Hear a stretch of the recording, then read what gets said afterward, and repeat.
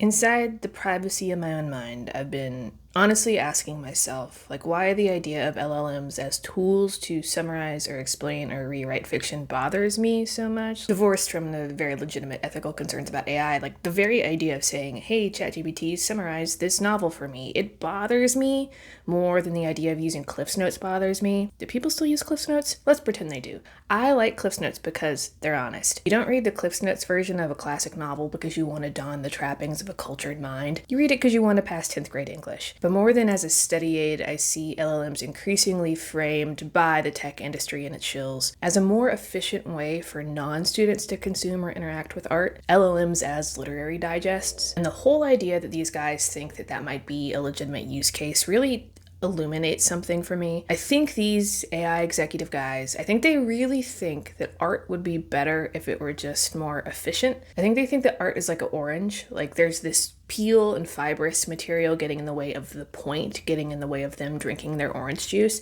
And if you're like these guys, if you think the point of life is to maximize the efficiency of every human endeavor you undertake, then yeah, you're going to look at art like an orange that you're trying to squeeze the juice from as quickly and effortlessly as possible. And all of that's assuming that there is any juice in the first place, that at the bottom of every work of art, there is a point that the author baked in, like the baby in the Mardi Gras cake. But art is not the fucking Da Vinci Code, right? Novels are not ARGs you can solve. There is no real answer or secret true meaning to uncover. Wee you, against interpretation as relevant as ever alert. Wee you. When you're reading Wuthering Heights, for example, when you're reading it with the intent to decode it, you're not experiencing it emotionally anymore. You have entered into translation mode. You probably heard that the Moors are a big deal in that book. They symbolize loneliness and hostility. That's what they really mean. And it's not that that's wrong. It's just that when you're plucking out these individual elements and running them through these calculations, to put it in a therapy speak, you're intellectualizing art instead of experiencing it. You are sacrificing something much broader. And you're not in 10th grade anymore, so you're really only cheating yourself. Being able to, 1, feel the emotions that the artwork provokes, 2, label them,